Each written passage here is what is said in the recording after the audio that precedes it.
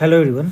So welcome again in our series of lecture where I was discussing the previous year questions, and in this question I am starting from question number 26 and we'll discuss 25 question, and we'll see that how you will be solving this question in exam, real time exam में आप ये question कैसे solve कर रहे होते।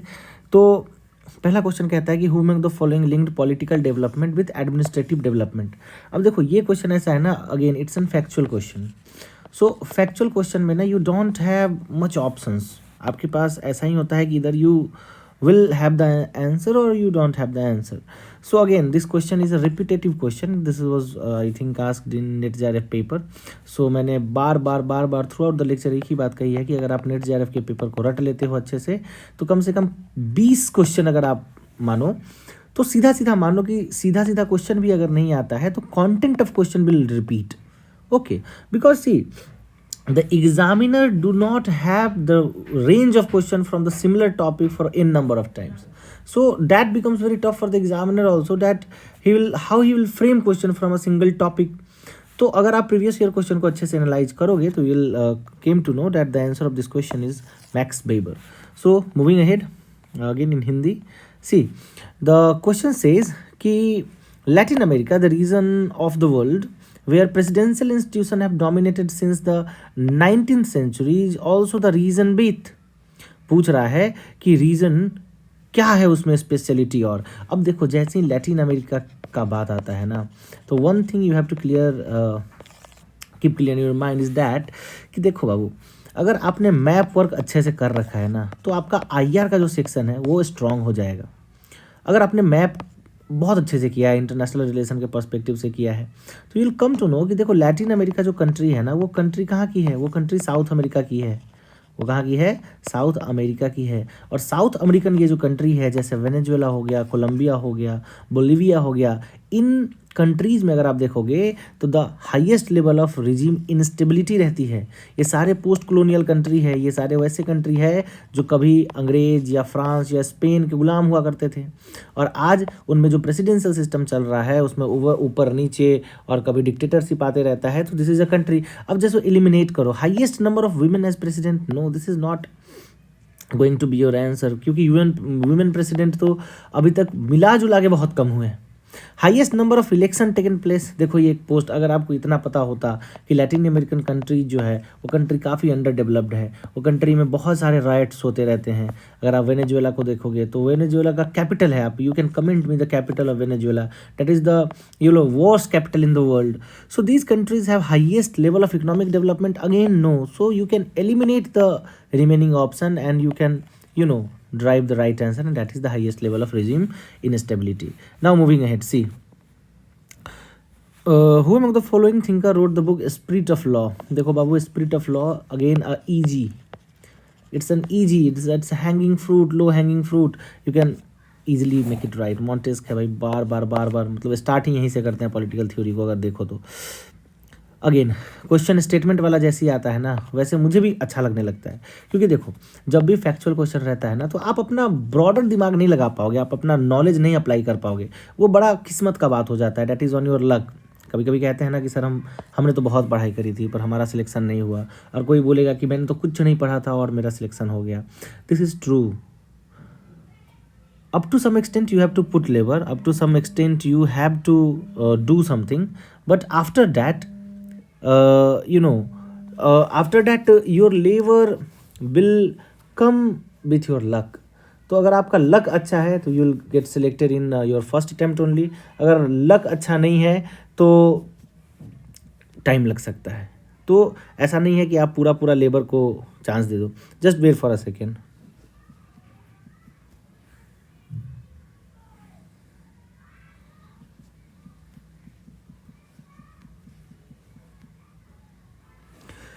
Now see, read the question. The question says कि president cannot send back a constitutional amendment bill for recommendation to the parliament. Okay, so the president cannot send back a constitutional amendment bill for the recommendation to parliament. क्या constitutional amendment bill को नहीं भेज सकता है president? तो सी आगे देखते हैं. The judiciary also have the power to amend the constitution. अरे भाई देखो, जुडिशियरी के पास पावर है क्या कॉन्स्टिट्यूशन अमेंड करने का? ऑप्शन बी हटाओ, बी गया, बी गया, बी गया। बहुत ईजी क्वेश्चन है, ए सी डी होगा, पढ़ने का भी ज़रूरत नहीं है, वैसे आप लोग इसको पढ़ लेना। Okay, just wait for a second guys.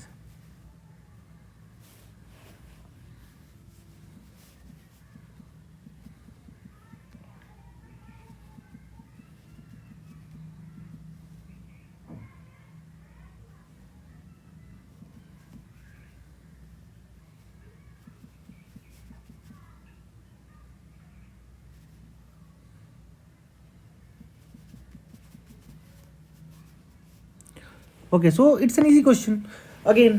Okay, so सारे क्वेश्चन में ना जो मैं बात आपको बता रहा था कि you don't need to have knowledge of each and every question, ठीक है। तो इसका अगेन राइट आंसर 2 होगा। आगे आप पढ़ लेना एक बारी, आगे बढ़ते हैं। देखो, chronologically arrange the provision of constitution according to the order of its appearance.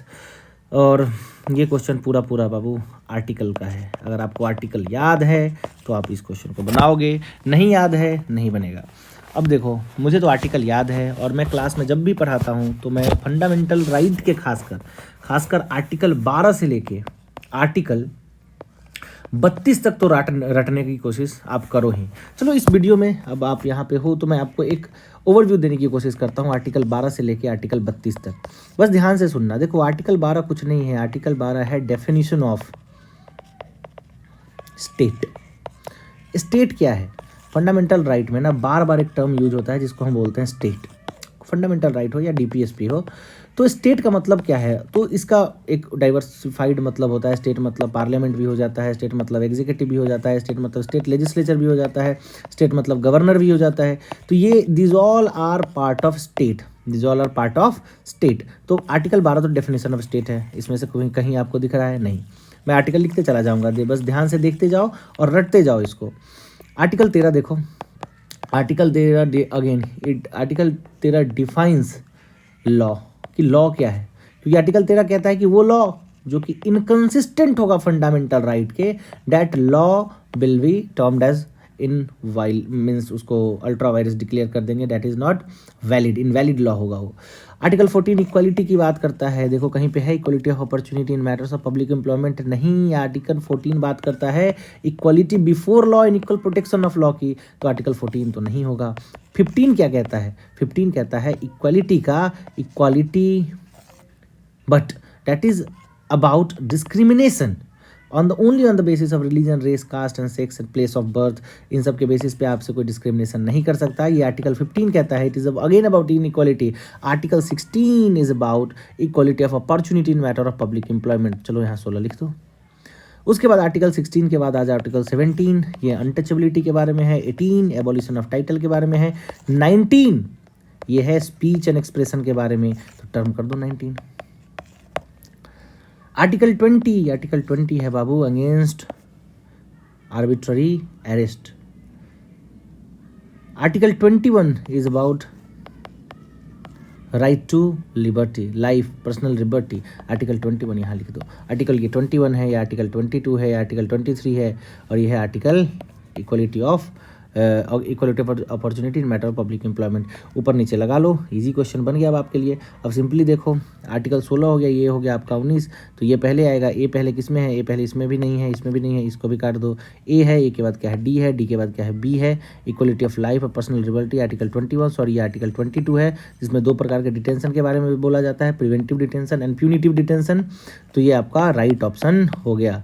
अगर आप देखोगे आर्टिकल 23 और article 24, this is about exploitation से रिलेटेड आर्टिकल है कि चाइल्ड अब्यूज़ वगैरह या विमेन वगैरह का जो भी पहले स्लेव ट्रेड होता था इनसे इसके अगेंस्ट था। आर्टिकल 25, 26, 27, 28 ये रिलीजन से रिलेटेड आर्टिकल है। आर्टिकल 29, 30 माइनॉरिटी राइट से रिलेटेड आर्टिकल है। आर्टिकल 31 है वो मतलब पहले जो था वो राइट टू प्रॉपर्टी हुआ करता था और exception of right to property है। और आर्टिकल 32 जो है वो रिट पिटिशन के बारे में है। इसमें बहुत टाइम लग जाएगा। Please do remember the articles are very important and if you will remember the article fundamental rights and apart from fundamental right कुछ DPSPs भी और कुछ important articles, तो आपके बहुत सारे क्वेश्चन सही होने वाले हैं। देखो, which among the following political thing argued the man is by nature a political animal. बाबू अगर ये नहीं पढ़े हो तो ख़त्म हो। क्यों? क्योंकि पॉलिटिकल थ्योरी का पहला चैप्टर ओपी बगा का पढ़ोगे तो उसमें कहता है कि अरिस्टोटल साहब ने बोला था कि man is by nature a political animal, one who lives without politics और one who lives outside society, इधर इज एन एंजल और एन बीस्ट। तो बाबू इसका आंसर हो जाएगा अरिस्टोटल। इजी क्वेश्चन है, आगे बढ़ते हैं। देखो, who said that politics is the authoritative allocation of value. Again OP गवा का चैप्टर खोलोगे और डेविड ईस्टन का ये सेंटेंस है, इस पर ज़्यादा डिस्कस नहीं करेंगे, आगे बढ़ते हैं। Legal theory of sovereignty in modern times was first propounded bye, easy question, John Austin. Repetitive question है। अब मैं बोल रहा हूँ रिपीटेटिव क्वेश्चन है, तो मुझे लगता है बहुत सारे बच्चे यहाँ समझ रहे होंगे कि मैं क्या बोल रहा हूँ अगर उन्होंने नेट जेआरएफ का पेपर सॉल्व किया है। ये कुछ नहीं, this all are low hanging fruit. ये क्वेश्चन गलत हो रहा है, मतलब आप रेस से बाहर होने वाले हो। Which among the following was the reason for calling of non cooperation movement. बाबू इतना आसान क्वेश्चन, चौरी चौरा कांड, इसका डेट भी याद रखना, 4 फरवरी 1921 को हुआ था शायद, या नहीं 22 को हुआ था, 1922 को हुआ था, 4 फरवरी 1922 को हुआ था आपका चौरी चौरा कांड। फर्स्ट राउंड टेबल कॉन्फ्रेंस नहीं बाबू, ये तो 1931 में हुआ था फर्स्ट राउंड कॉन्फ्रेंस जो हुआ था। उसके बाद ये सब एक्चुअली साइमन कमीशन के बाद का चीज़ है। First round table conference, salt Satyagraha, उसके बाद गांधी इरविन पैक्ट, फिर उसके बाद सेकेंड राउंड टेबल कॉन्फ्रेंस, फिर थर्ड राउंड टेबल कॉन्फ्रेंस, और उसके बाद आपका इसी के बीच में मैकडोनल्ड का जो आता है जिसको हम बोलते हैं सेपरेट इलेक्टोरेट फॉर SC/ST, जो वो कम्युनल अवार्ड जिसको हम बोलते हैं। तो सेकेंड राउंड टेबल कॉन्फ्रेंस जो है उसी का ये आउटकम था, कम्युनल अवार्ड। तो इतना भी आप कम से कम बेसिक मॉडर्न हिस्ट्री का नॉलेज होना चाहिए, this is very necessary. Moving ahead, Who among the following were not exponent of positive liberty? Positive liberty की एक्सपोनेंट कौन नहीं है बाबू? बहुत ईजी क्वेश्चन है। अगर आप पॉजिटिव लिबर्टी को समझ रहे हो और निगेटिव लिबर्टी को समझ रहे हो, this is very easy question. क्योंकि पता है निगेटिव लिबर्टी मतलब नियो लिबरल वो होंगे जो बोलेंगे कि नहीं भाई गरीबों को पैसा मत दो, अमीर अमीर है तो अपने टैलेंट से है, वही एक ही आदमी है। रॉबर्ट नोजियक, फ्रेडरिक हाई, यही 3-4 थिंकर्स हैं जो ये ऐसी बातें करते हैं। मिल्टन फ्रीडमैन, नोजियक और फ्रेडरिक हाइक, इनकी किताबें प्लीज़ रट लेना। Again I am saying please do remember books of all these thinkers. And Robert Nozick की जो सबसे फेमस किताब है, डू कमेंट करो, बताओ मुझे, क्योंकि ये सीरीज अगर ऐसे चलती रही, आप कमेंट करोगे, मैं ऐसे पढ़ाऊँगा तो आई टेक लेक्चर्स, मुझे भी मज़ा आता है कमेंट पढ़ने में और आपका रिस्पॉन्स देखने में। Okay see, Who among the following political thinkers said equal should be treated as equals and unequal should be treated as unequals? जो कौन बोला था कि इक्वल? अरे यार इतना इजी क्वेश्चन।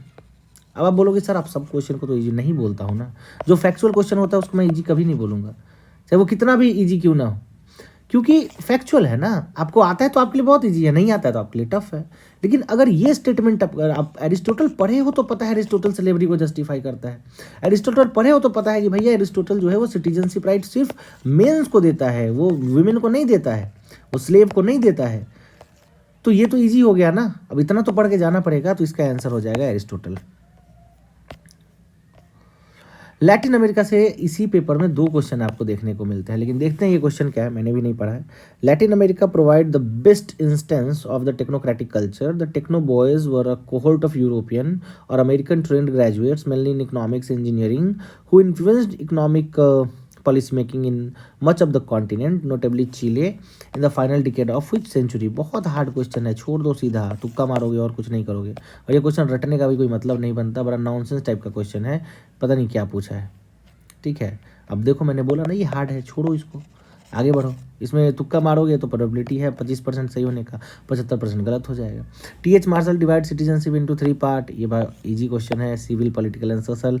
कोई भी नोट्स उठा लो सिटीजनशिप पे, वहाँ पे अगर आप देखोगे TH मार्शल आएगा ही आएगा, विल्किम लिका आएगा ही आएगा।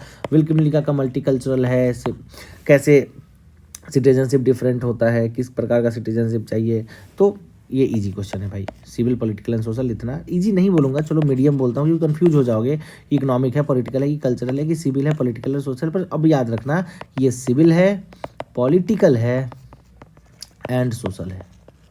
ठीक, आगे देखते हैं। Which of the following committee recommend the Panchayati Raj system in India? कौन सा कमेटी पंचायती राज सिस्टम के बारे में बात करता है? सरकरिया कमेटी? नहीं, मुझे नहीं लगता। सिंघवी कमेटी? नहीं लगता। आर्क एडमिनिस्ट्रेटिव रिफॉर्म नहीं। और मतलब बेसिक भी अगर आप पंचायती राज का पढ़े हो तो पहला ही कमेटी है बलवंत राय मेहता कमेटी।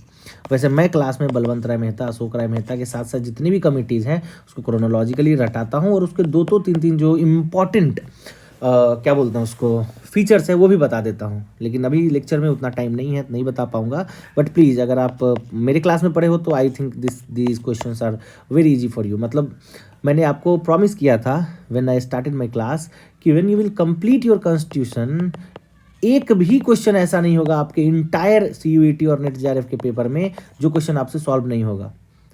थोड़ा बहुत फैक्चुअल क्वेश्चन हो सकता है, कंफ्यूज कर जाओ, बट कंसेप्चुअल क्लैरिटी वाले क्वेश्चन है 100% सॉल्व करने वाले हो आप। तो बलवंत राय मेहता कमेटी जो है बहुत इंपॉर्टेंट कमेटी है। खैर इसने भी 3 टायर पंचायती राज का स्ट्रक्चर दिया था। 2 प्रोग्राम चला था, national extension scheme, community development program 1952 के आसपास में। उसके फेल होने पे एक कमेटी बनाई गई थी कि कैसे इसको इम्प्रूव करना है। तो बोला गया था कि आप पंचायती राज सिस्टम को स्ट्रॉन्ग करो, और इसी के लिए पहला जो पंचायत है वो कहाँ बना था, अब मैं बता देता हूँ, वो राजस्थान में बना था। आपको बताना है कमेंट में कि दूसरा पंचायती राज जो सिस्टम है वो कौन से स्टेट में स्टार्ट किया गया था, क्योंकि ये क्वेश्चन भी पूछा जा चुका है और ये इजी क्वेश्चन है। आगे देखो, the Marxian theory of surplus value is largely drive from the theory of David Ricardo का जो थ्योरी था उससे इसको ड्राइव किया गया है। ये क्वेश्चन थोड़ा सा आप कह सकते हो कि आपको अगर पूरा सरप्लस वैल्यू का कंसेप्ट भी पता है लेकिन थिंकर नहीं पता है तो हार्ड हो जाएगा। इसको देख लेना है। डेविड रिकार्डो के कंपैरेटिव एडवांटेज की थ्योरी से काफ़ी प्रभावित थे मार्क्स। उन्होंने सरप्लस वैल्यू का कंसेप्ट वहीं से दिया था। आगे देखो, अगेन ये देखो, ये थोड़ा सा मॉडर्न हिस्ट्री टाइप का क्वेश्चन है, बट कॉन्स्टिट्यूशन का भी पार्ट है तो हमको पढ़ना पड़ता है, और इतना तो मैं पढ़ा ही देता हूँ क्लास में। Sarojini Naidu president of constituent assembly नहीं, राजेंद्र प्रसाद होने चाहिए ना, इतना तो पता होगा। तो C का 1 देखो, C का 1, अरे यार इतना इजी क्वेश्चन यहीं से बन गया 3 नंबर। कुछ नहीं जानना है आपको, बस इतना पता है कि प्रेसिडेंट ऑफ कॉन्स्टिट्यूंट असेंबली कौन है, क्वेश्चन बन गया। वैसे तो चेयरमैन ऑफ ड्राफ्टिंग कमेटी भी BR अम्बेडकर, बहुत इजी है। Member of constituent assembly Motilal Nehru नहीं होंगे, सरोजिनी नायडू होगी। और कॉन्स्टिट्यूशन बनाया था 1928 में मोतीलाल नेहरू, जो क्या नाम था उसका, बिर्केनहेड, यस याद आ गया। तो बिर्केनहेड जो था ना, उसने चैलेंज किया था इंडियंस को साइमन कमीशन आने के बाद कि तुम इंडियंस अपने लिए कॉन्स्टिट्यूशन नहीं बना सकते। इसी के लिए एक ऑल इंडिया मतलब पार्टी की बैठक हुई, उसमें यह बताया गया कि मोतीलाल नेहरू के कमेटी, मतलब एक कमेटी बनेगी जिसमें मोतीलाल नेहरू अध्यक्षता करेंगे।